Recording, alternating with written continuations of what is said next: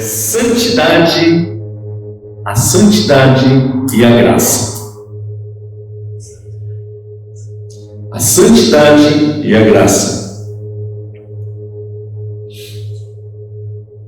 Qual que é a verdadeira definição da santidade segundo a Bíblia? Alguém pode dar uma sugestão? Santo quer dizer separado. Santo quer dizer separado. Sim. Santidade. Ser santo é separado, mas santidade.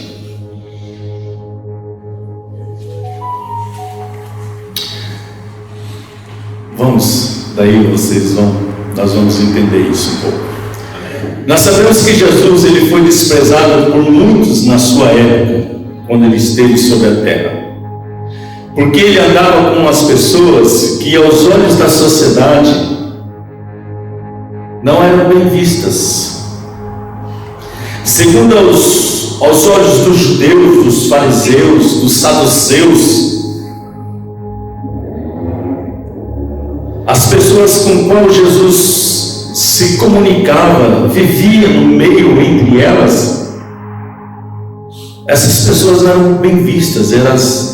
Para eles que eram os bambambãs, os supers, as pessoas eram malditas porque eram pobres, porque eram pessoas aleijadas, cegas. Mas a verdade é que Jesus veio para aqueles que conseguem enxergar a sua própria doença. Jesus não veio para os bambambãs, ele veio para aquele que vê a sua deficiência e a sua dependência do Senhor. A santidade de Cristo atrai os pecadores e repele os religiosos. Viver em santidade, para se viver em santidade, a pessoa que vive em espírito, em santidade, ele vai repelir os religiosos. A santidade é um dos requisitos dos filhos de Deus. Ser santo, porque eu sou santo. Em 1 Pedro 1,16. É preciso ser santo como ele é santo. A vida do verdadeiro cristão é viver em santidade, não ser hipócrita, como eram os judeus e os fariseus e os saduceus da época, que eles pregavam uma coisa, mas viviam outra coisa. No livro de Gálatas, capítulo 5, Paulo nos faz uma advertência que para a liberdade foi que Cristo nos libertou. Permanecei, pois, firmes e não submetais de novo ao jugo da escravidão. E os que são de Cristo Jesus crucificaram a carne com as suas paixões e concupiscências. Se vivemos no Espírito, andemos também no Espírito. A nossa célula está estudando o livro de Gálatas. E Paulo a advertência de Paulo aos Gálatas é para que eles vivam em espírito. E viver em espírito é viver em santidade, porque o Espírito é santo. Espírito Santo, ele já diz, ele é santo. E o livro de Gálatas, Paulo deixa muito bem claro para que nós não sejamos segundo a carne. Capítulo 5, nós estamos no capítulo 6, e nós vemos no capítulo 5 que Paulo adverte para não vivermos segundo a carne, mas para nós vivermos segundo o Espírito. E viver em Espírito é viver uma vida em santidade diante do Senhor.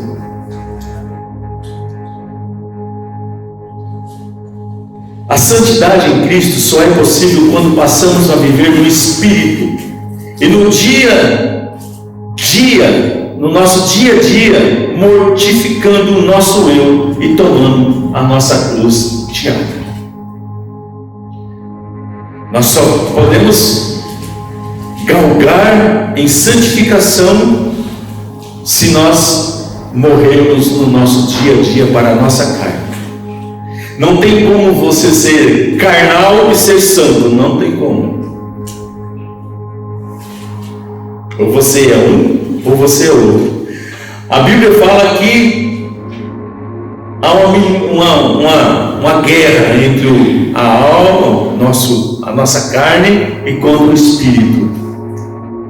É uma guerra diária, é uma luta diária. Paulo fala: aquilo que eu queria fazer, o bem que eu queria fazer, esse eu não faço.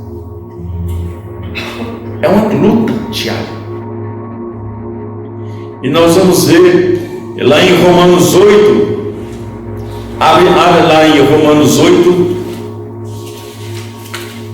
a partir do versículo 4, ele começa assim: já pois não há nenhuma condenação para os que estão em Cristo Jesus. Ele começa no versículo 1, porque em Jesus nós somos reconciliados, nós somos justificados, nós somos ressuscitados através da pessoa de Cristo. Então já não tem condenação nenhuma para aqueles que estão em Cristo. Se nós dissemos que nós estamos em Cristo, que Cristo vive em mim, então a minha vida tem que ser santa, pelo menos galgar em santidade, não viver segundo a carne, mas galgar em santidade. E vamos lá, Romanos 8, a partir do versículo 4: a fim de que o preceito da lei se cumprisse em nós, que não andamos segundo a carne, mas segundo o Espírito. Porque os que se inclinam para a carne cogitam das coisas da carne, mas os que se inclinam para o Espírito, das coisas do Espírito. Porque o pendor da carne dá para a morte, mas do Espírito para a vida e paz. Por isso, o pendor da carne é inimizade contra Deus, pois não está sujeito à lei de Deus, nem mesmo pode estar. Portanto, os que estão na carne não podem agradar a Deus. Vós, porém, não estáis na carne, mas no Espírito, se de fato o Espírito de Deus habita em vós. E se alguém não tem o Espírito de Cristo, esse tal não é dele. Olha, é sério. Se não tem o Espírito de Cristo, esse tal não é dele, não pertence ao reino dele. Continuemos. Se porém Cristo está em vós, o corpo na verdade está morto por causa do pecado, mas o Espírito é vida por causa da justiça. Se habita em vós o Espírito daqueles que ressuscitou a Jesus dentre os mortos, esse mesmo que ressuscitou a Cristo Jesus dentre os mortos, vivificará também o vosso corpo mortal, por meio do seu Espírito, que em vós habita. Assim, pois, irmãos, somos devedores não à carne, como constrangidos a viver segundo a carne. Porque se viverdes segundo a carne, caminhais para a morte. Mas se pelo Espírito mortificardes os feitos do corpo, certamente vivereis. Pois todos os que são guiados pelo Espírito são de Deus, são filhos de Deus. Olha a responsabilidade de nós nos declararmos como cristãos. É sério? É sério ou não é? Quando nós olhamos olhamos para o meio da vida de Jesus, quando ele esteve aqui, é possível ver que a santidade só distanciava os orgulhosos, como disse, aqueles soberbos. A santidade de Jesus distanciava os orgulhosos, mas atraía aqueles que eram verdadeiramente pecadores, que reconhecia a dependência e que eram verdadeiramente pecadores. A Bíblia diz lá em Filipenses 2:6 que Jesus ele sendo Deus, não usurpou ser igual a Deus. Não havia orgulho no seu coração.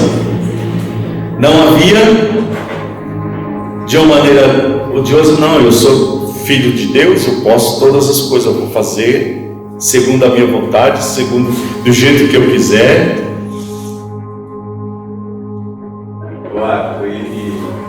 E é tão incrível a coisa, porque os grandes homens não conheciam ele, foi preciso de beijar, alguém beijar ele para saber quem ele é. Exatamente. Os orgulhosos, os soberbos, não reconhecem por causa do seu status. Os fariseus e escribas eles eram pecadores, assim como Zaqueu, o rico. Lembra do Zaqueu? Ele era rico.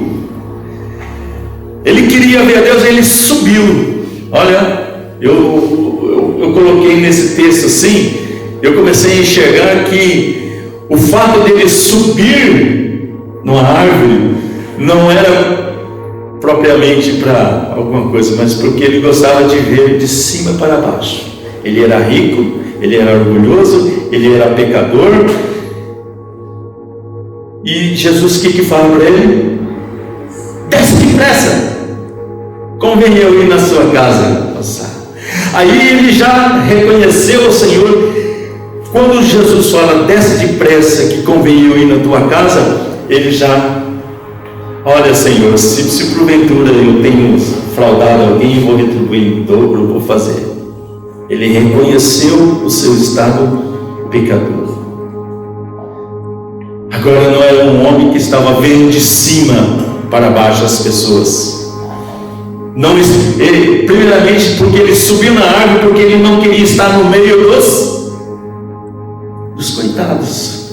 Jesus estava, todo mundo seguia Jesus, os pobres, os dependentes, e ele queria ver Jesus, mas ele não queria estar no meio da multidão, porque ele era rico. Ele era poderoso, então vou subir na árvore para mim poder ver. Estão me entendendo mais ou menos? O coração do orgulhoso, do soberbo, daquele que quer as coisas de Deus, mas ele é muito mais.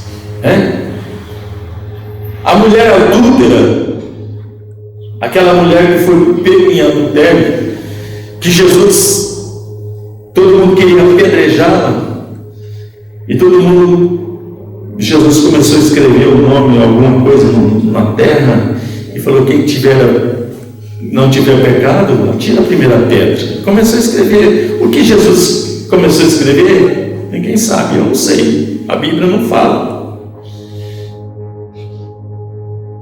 E todo mundo jogou a pedra e não atirou.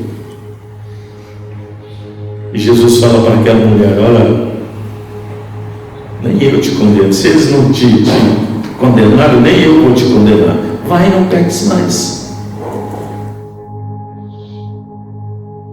Um coração santo, um coração em santidade, está sempre disposto a perdoar e não julgar.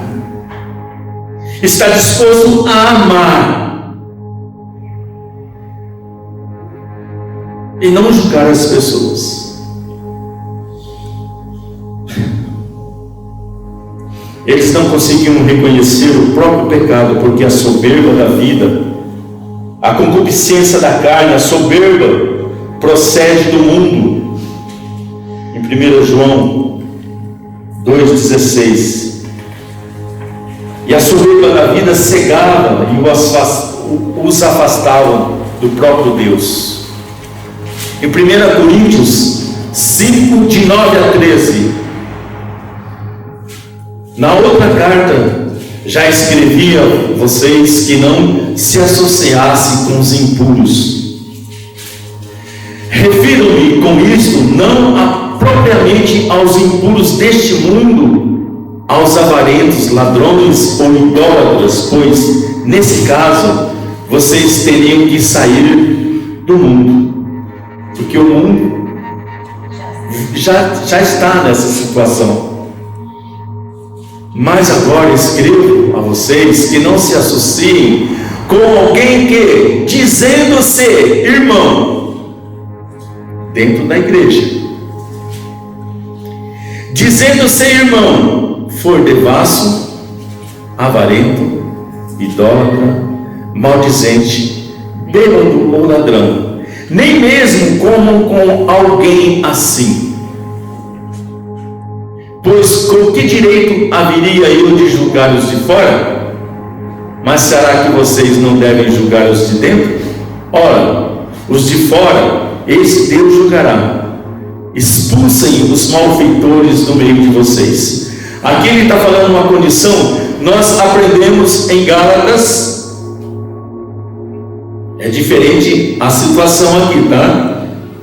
Pessoa da minha célula.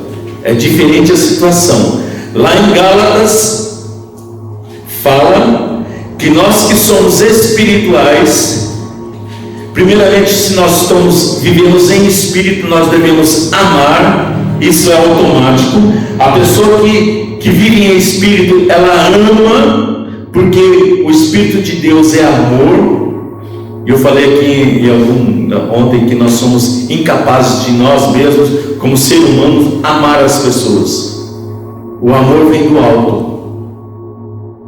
Então lá em Gálatas ele fala que nós que somos espirituais devemos amar, ajudar. Se porventura alguns dos irmãos cair, tropeçar na sua trajetória, você deve ir lá ajudar e trazê-lo de volta para o seio da igreja. Se ele quiser. Mas nunca ir com julgamento, mas em amor. Falar a verdade, mesmo que seja doído, falar a verdade e tentar trazê-lo de volta para o seio do Senhor, em amor. Mas aqui ele fala daqueles que se julgam ser cristãos, mas vivem na prática do pecado. E as igrejas estão lotada disso. Tá? Em sua carta aos Coríntios, Paulo, é claro que ao se referir aos impuros, falava não só dos que são do mundo, mas também aqueles que se dizem cristão, entretanto continuam com a prática do velho homem. É preciso viver em santidade. Precisamos imitar a Cristo, deixar a velha prática e viver uma vida em arrependimento, morrendo no nosso dia a dia. Marcos 9,50 fala assim: que bom é o sal, mas se o sal vier a tornar-se insípido, como lhe restará o sabor? Tende sal em vós mesmos e a paz um para com os outros. Ser sal da terra é viver uma vida em favor do Evangelho, representado pelo elemento sacrificial do sal, que simboliza a morte de Jesus Cristo. Nós temos que praticar o Evangelho, dar sempre sabor. Não temos que ser amargos, salgado demais, mas ter a temperança correta em Cristo, para atingir o objetivo que é pregar o Evangelho. Ser uma criatura onde que as pessoas olham para você e vejam que você é uma pessoa diferente, não igual às outras, mas tem algo. Você já viu aquela pessoa? tem algo a mais que eu gostaria de ser igual àquela pessoa, porque tem algo mais. E a vida de Cristo em nós, a santidade, faz toda a diferença. O amor, a temperança, domínio próprio, que são frutos do Espírito. Se nós não tivermos esses dons, não vivemos em amor. Como Saulo, nós devemos mudar aquilo em que estamos inseridos como luz, alterar aquilo que está em nossa volta, como diz. As pessoas só enxergarão os seus pecados quando a luz do mundo está entre elas. Jesus se referiu como luz, né? Eu sou a luz do mundo. Quem me seguir não andará em trevas. Se nós apagarmos toda essa luz aqui, nós não vamos enxergar, vamos dizer assim. Se tiver tudo escuro mesmo, nós não vamos enxergar um ao outro. Nós vamos tropeçar. Nós vamos bater a cabeça na parede, em algum lugar, cair. Mas quando a luz chega, fica claro.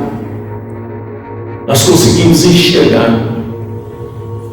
Quando Cristo, o Espírito Santo de Cristo habita em nós, nós conseguimos enxergar o nosso pecado. Se nós não estivermos em espírito, não podemos sermos santos, porque não enxergamos o nosso pecado. O mundo jaz no pecado. O mundo jaz no maligno. Porque para eles, não, isso aí é normal. Mentir é normal. Traição é normal, todo mundo trai. O importante é o amor.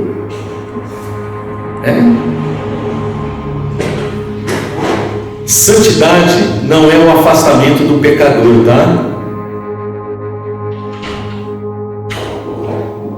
Nós vivemos em santidade, não quer dizer que nós devemos viver afastado do mundo, estar isolado, não. Nós temos que, através da nossa santidade, influenciar eles. Nós devemos ser influência. Lembra desse estudo, irmão Vânia? Nós devemos influência, nós devemos ser influenciadores do bem e não do mal. O mundo aí tem um monte de influencers, né? A tendência agora, a mania agora é todo mundo querer influenciar as outras pessoas. Influencia os filhos dos cristãos a serem aquilo que não devem. Influencia os cristãos através da mídia a viver uma vida promíscua, que tudo pode, tudo é amor, tudo pode, você pode fazer o que você quiser, você tem a liberdade para fazer o que você quiser, ninguém pode te proibir. Se alguém te proibir, entra na justiça. Agora é fácil, tudo vou te processar, vou te fazer, você não pode falar isso, né Marcos? Você não pode publicar isso, você não pode falar isso. Nós estamos, o mundo está nesse curso. Na França, se alguém tem acompanhado, na França estão fechando igrejas. Em outros países estão fechando igrejas. Você não pode expressar mais o Evangelho de Cristo. Você não pode falar mais contra a homossexualidade, porque você é um homofóbico.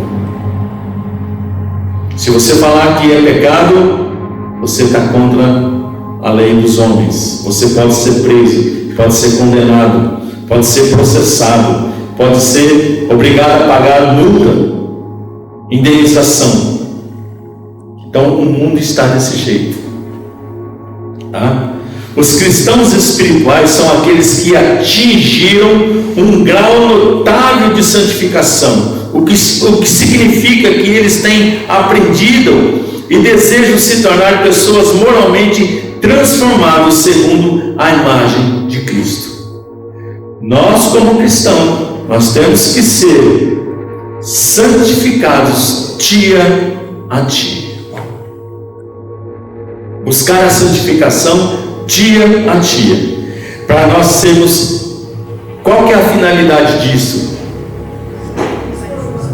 Ser transformados segundo a imagem de seu Filho. A vontade de Deus é que todos sejam parecidos com Cristo, com seu Filho. E filho, né? A finalidade é que eles venham participar da própria perfeição de Deus Pai, que é o único meio para serem transformados de acordo com a natureza essencial do próprio Cristo. Lá em Romanos 8:29 já falamos que Ele predestinou para nós sermos conforme a imagem do seu Filho. Aqueles que têm feito progresso nessa direção, aproximando-se desse elevadíssimo alvo, são intitulados pela palavra, enquanto ainda vivem neste mundo, de cristãos espirituais. A espiritualidade é viver em santidade. Muitas igrejas falam que espiritualidade é você ficar pulando, falando em língua, fazendo um monte de coisa que não tem nada a ver com a espiritualidade. A espiritualidade, no qual a Bíblia diz, no qual a Bíblia nos ensina, a palavra é viver em santidade. Esse é o homem espiritual, viver santo, viver em espírito. A espiritualidade não é um monte de ações, falar em língua, são dons. Poder profetizar, sim, mas a espiritualidade, a santidade é ser um homem espiritual santificado no Senhor, viver em espírito, Cristo vivendo em nós, Cristo habitando em nós, tá? Em Gálatas 5, 22, 25, mas o fruto do Espírito é amor, alegria, paz, longanimidade, benignidade, bondade, fidelidade, mansidão, domínio próprio. Contra essas coisas não há lei. E os que são de Cristo Jesus crucificaram a carne com as suas paixões e concupiscências. Se vivemos no Espírito, andemos também no Espírito. Gálatas 5, 22 a 25. Nós vimos isso. A espiritualidade é viver em espírito. E o fruto do Espírito é tudo isso aqui. É amor, alegria, paz, longanimidade, benignidade, bondade, fidelidade, mansidão, domínio próprio, ser manso, humilde de coração. Nós vemos tudo isso na pessoa de Jesus Cristo. Ele era um homem que amava, ele era um homem alegre, ele tinha paz, ele tinha bondade, ele era fiel ao Pai, ele tinha mansidão, ele tinha domínio próprio. Não agia com aspereza, mas tinha domínio em si.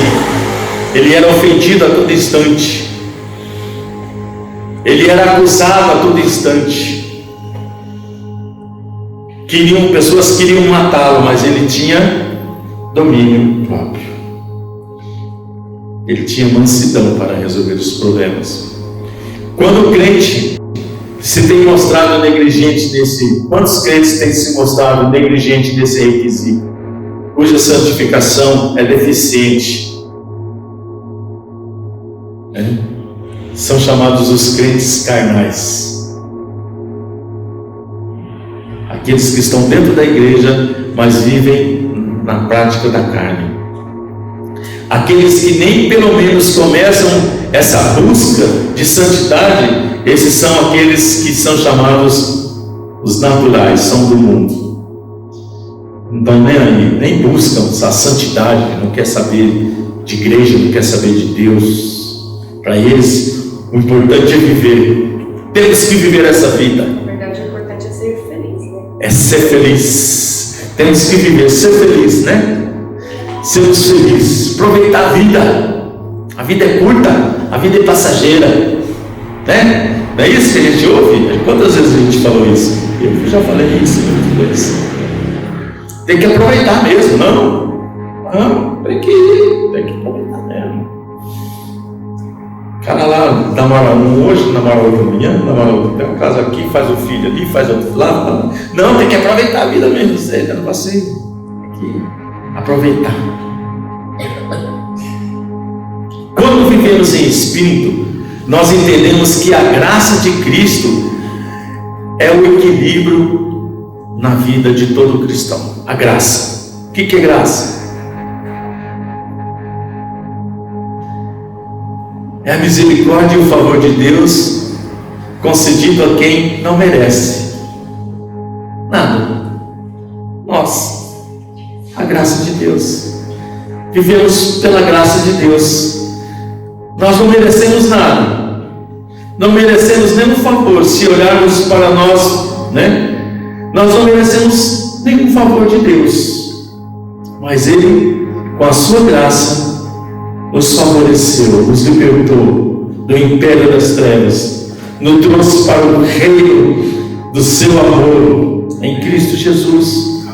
Nos deu vida. Nós estávamos mortos em nossos delitos e pecados, diz a palavra, mas em Cristo Jesus Ele nos concedeu nova vida. Merecemos isso? Não somos merecedores, mas a sua graça nos alcançou. Ele atribui uma compaixão para que o nosso olhar sobre o nosso próximo seja o de brandura, não de censura, mas de perdão. Se nós vivemos em santidade em espírito, nós entendemos que a graça está sobre nós, que nós não somos merecedores. E por que nós queremos julgar os nossos irmãos? Condenar os nossos irmãos?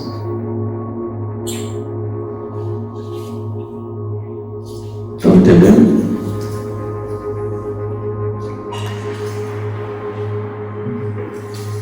Pela graça, a vida em santidade não é apenas individual, mas uma vida com intencionalidade de ajudar os outros a serem também santos. A nossa finalidade como cristão, como filhos de Deus, santos, vivendo a graça de Deus, é para que nós sejamos influenciadores na vida dos pecadores, para que eles sejam santos também. Isso é uma responsabilidade nossa como cristão, como filho de Deus. Jesus Cristo, quando passou na terra, Ele cumpriu essa finalidade, essa responsabilidade, como filho, de influenciar as pessoas para serem santas, para olharem para o Pai, se arrependerem dos seus pecados, para serem salvos pela graça que há na pessoa bendita do nosso irmão Jesus Cristo. Romanos 13, 9 e 10 diz: amarás o teu próximo como a ti mesmo. O amor não pratica o mal contra o próximo, de sorte que é o cumprimento da lei, é o amor.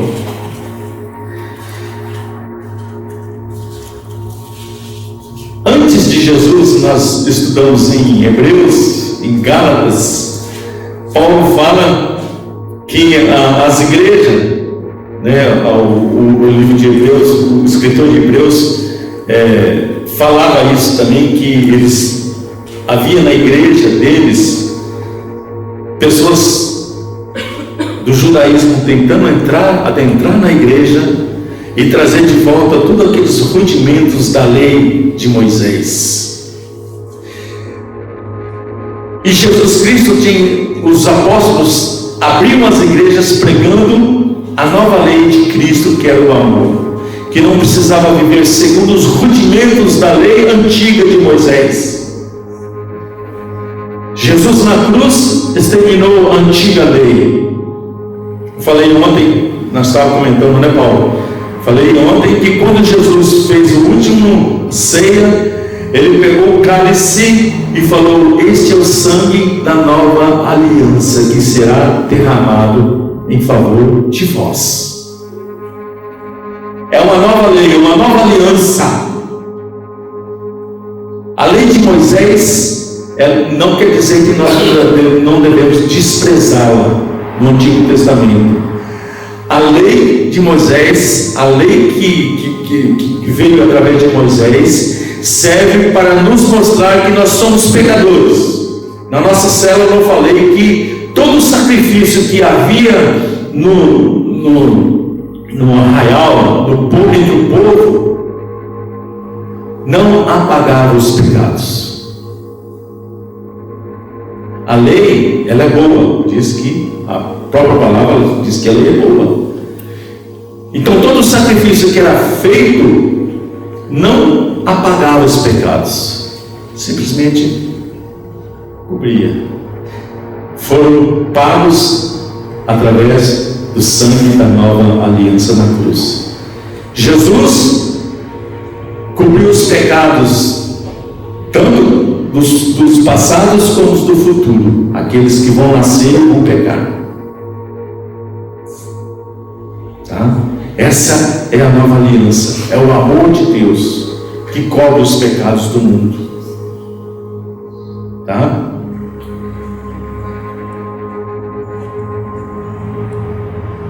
É preciso ser verdadeiro e lutar pela verdade com graça para abençoar quem está perto, e sempre apontar elas para a cruz, onde mostra onde o pecado é terrível, mas que em Cristo há perdão dos seus pecados.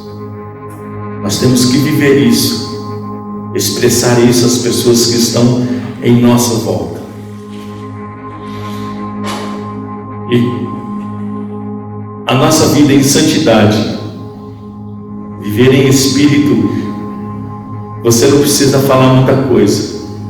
As pessoas enxergam em você algo diferente e vai querer ter também aquilo que a sua vida tem. Não ser tudo demais a ponto de afastar o pecador e nunca se colocar em lugar de superioridade, mas também não ser frouxo a ponto de não falar a verdade. Nós temos que ter equilíbrio. Se nós olharmos para a pessoa de Jesus Cristo tinha equilíbrio em tudo que ele fazia e falava. Ele falava a verdade? Falava. Doido, mas falava a verdade. Para alcançar esse equilíbrio, é indispensável reconhecer a necessidade pessoal da graça e do amor de Deus. Nós temos que ser cristãos equilibrados. Assim, esse amor será transmitido para as outras pessoas. A verdade dita em mansidão não se torna uma condenação, mas sim amor às pessoas. Deus amou o mundo, entretanto proibiu a amizade com eles. Não foi? Deus amou o mundo de tal maneira que deu. Mas Ele nos proíbe nós termos amizade com o mundo. Nós temos que ser separados, sermos santos, separados do mundo. Não viver. Oi? É o sistema. É o sistema, sim. É o sistema. Estou falando do sistema. Mas o mundo que Deus ama é o mundo que Ele criou. Sim. Deus amou o mundo de tal maneira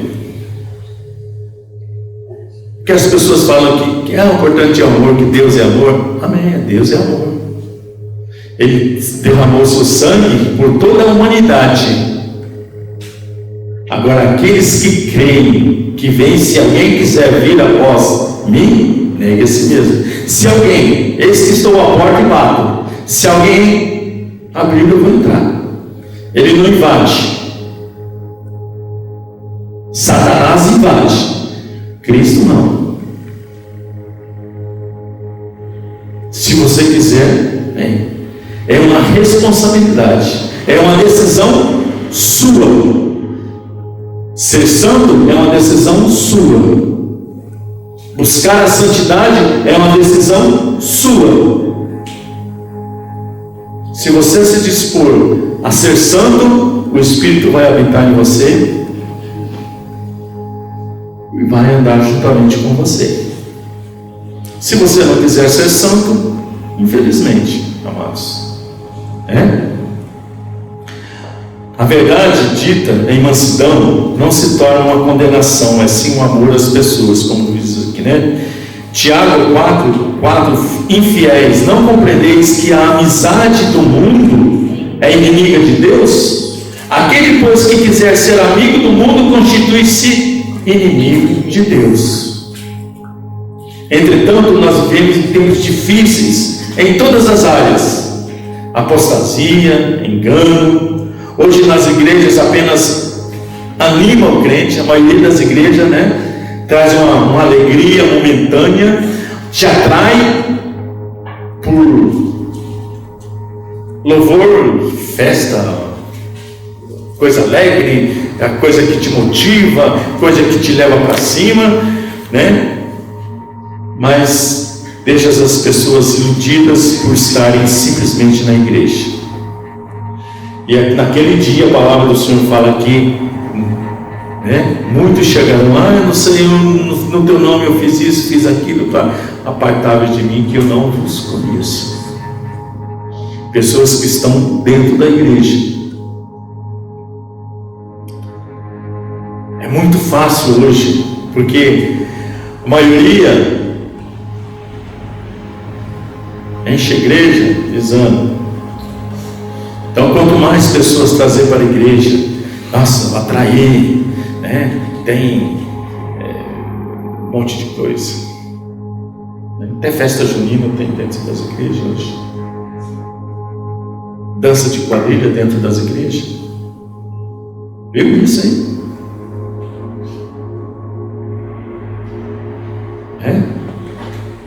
Estamos vivendo em tempos difíceis, amados. O equilíbrio entre animar e corrigir estabelecerá o cristão maduro. A responsabilidade ou a passividade ou a diferença faz todo vamos dizer assim, a diferença na vida do cristão, tá? Ter responsabilidade ou viver uma vida passiva, diferente de tudo. O equilíbrio foi a marca da maturidade da pessoa de Cristo. Jesus foi equilibrado em tudo. Ele teve responsabilidade do Pai. Ele veio com uma finalidade e ele cumpriu todas essas finalidades com responsabilidade. Ele tinha a responsabilidade. Era um homem que tinha a responsabilidade de cumprir tudo aquilo que o Pai tinha determinado. Ele poderia ter pecado, poderia ter várias situações para pecar, mas não pecou. O Tiago levou ele lá no deserto. Qualquer um de nós, na primeira tentação ali, já caía.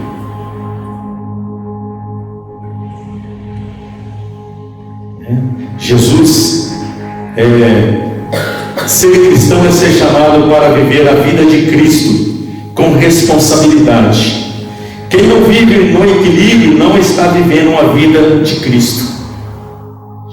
Existem aqueles que se firmam na graça sem levar em conta a santidade, levam uma vida passiva, onde Deus é que faz tudo e ele não tem necessidade de fazer nada. Pela graça, vivo pela graça. Deus já fez tudo, não preciso fazer nada. Eu não tenho responsabilidade de nada. Isso se torna um peso excessivo sobre a própria vida das pessoas e das pessoas que cercam ele. Todos aqueles que se consideram cristãos sem as suas responsabilidades, a responsabilidade do verdadeiro cristão é o quê? Palavra, buscar a palavra, oração, intimidade com o Senhor, jejuar. Alguém jejua aqui? Jejuar com finalidade. Não busca o seu próprio interesse, mas com finalidade de ser santo diante do Senhor, buscar a presença do Senhor. Jejuar, viver em santidade, é ser uma testemunha do Evangelho.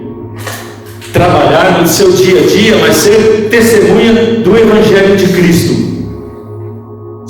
Ser onde que as pessoas olham para você e vejam que você é diferente. Isso é uma responsabilidade como filho de Deus, sermos diferentes no meio deste mundo, assim como foi Jesus Cristo. Todo mundo olhava para Jesus e percebia que ele havia algo dele. Ele tinha a responsabilidade de glorificar a Deus através da sua vida. Ele tinha responsabilidade. Nós como cristãos, nós como filhos de Deus, nós como servos do Senhor, nós temos que ter a responsabilidade de viver uma vida santa, verdadeira, diante do Senhor, para glorificá-lo. Tudo que nós fizermos não seja para a nossa glória, mas para a glória dele. Tudo aquilo que Jesus fez foi para a glória do Pai.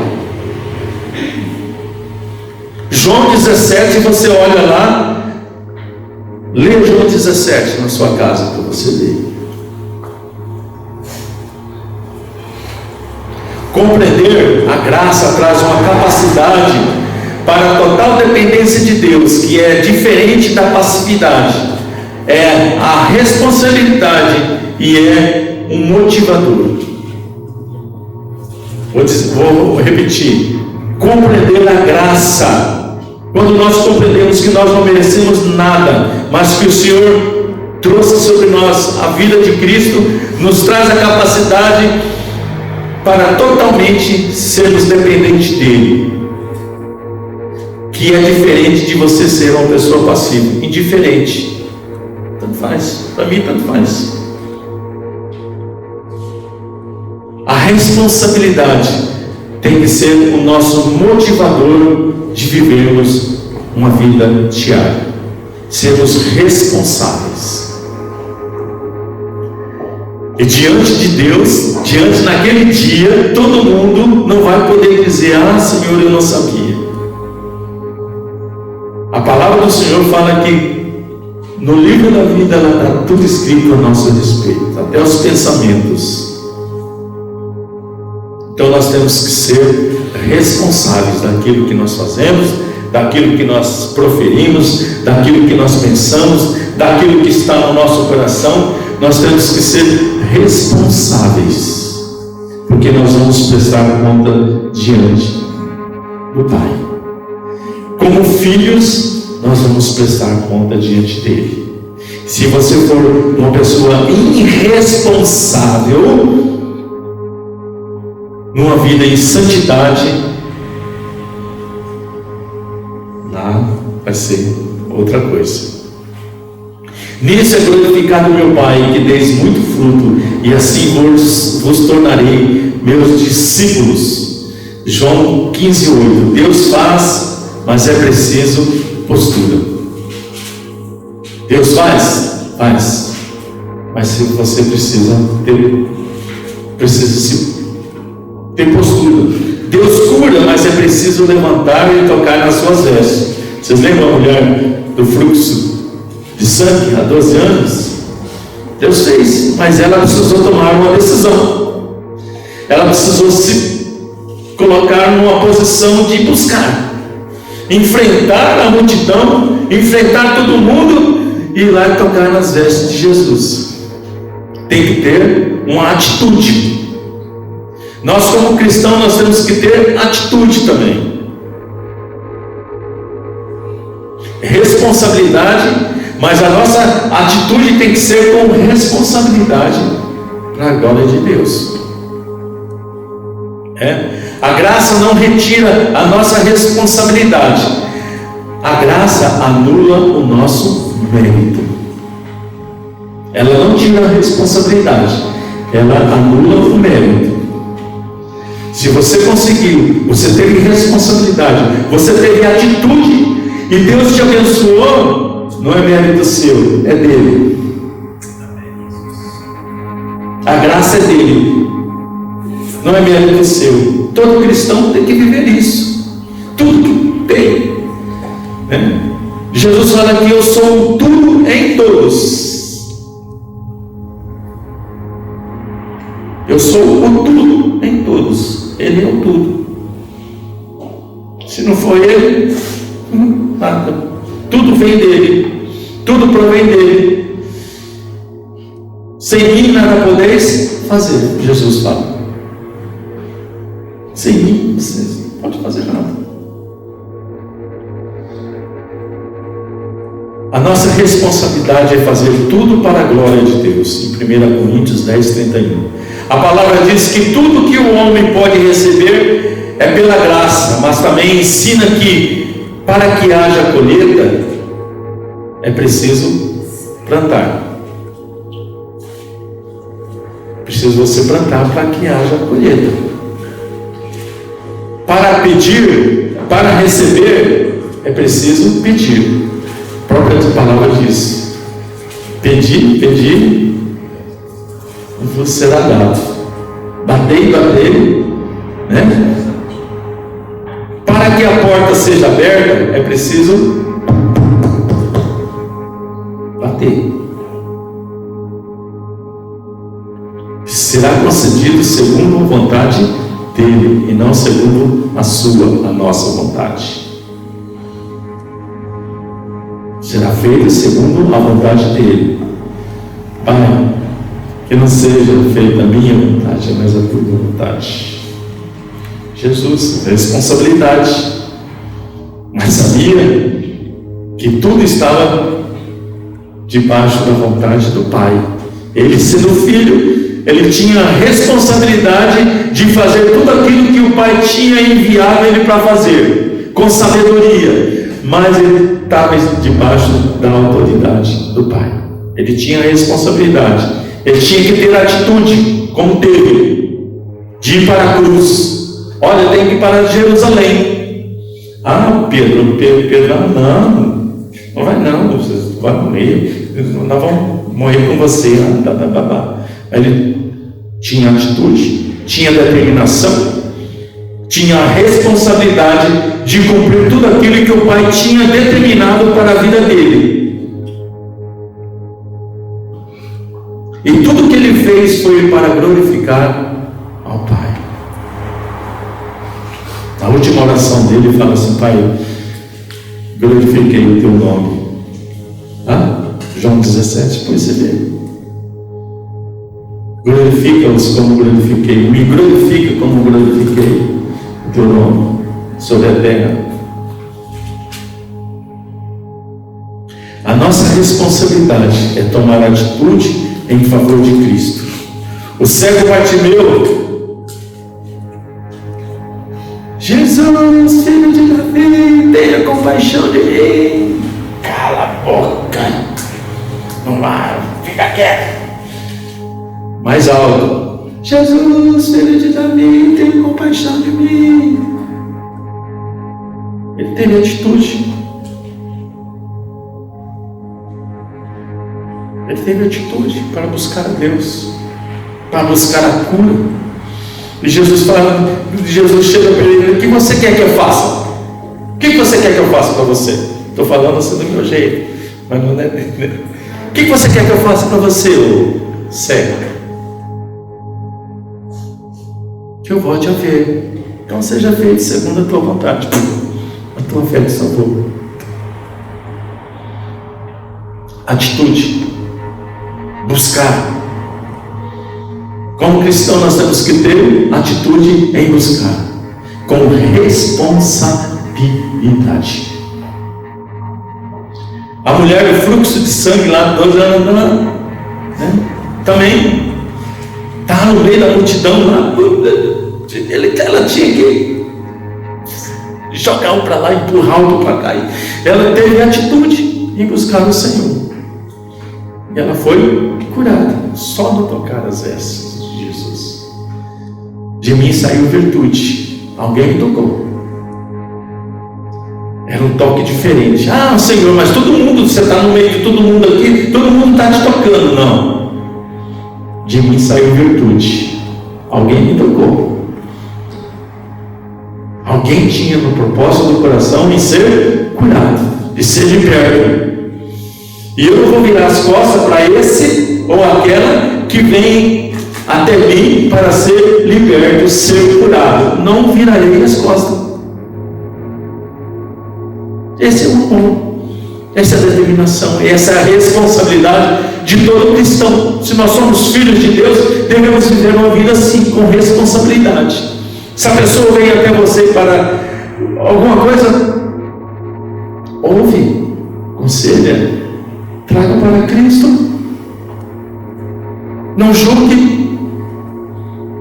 Ah, mas você está em adultério, você está errada. Você fala com bravura, com amor, mostra onde que a pessoa está errada, mas demonstre o amor de Cristo para com a pessoa. Se alguém quiser vir após mim, assim mesmo se negue. Conhecemos. Quem quiser salvar a sua vida, perderá. E quem a perder por minha causa, essa a salvará. Quem quiser ser o primeiro entre vós, seja o servo de todos. Quem quiser tornar-se grande entre vós, será esse que vos sirva. Jesus sendo tentado no deserto, ele não cedeu às artimanhas de Satanás. Quando a dependência não se mistura com ousadia no agir, ela se torna passiva. Uma pessoa que viveu isso mais ou menos, Davi enfrentando Golias. Ele foi ousado ou não foi?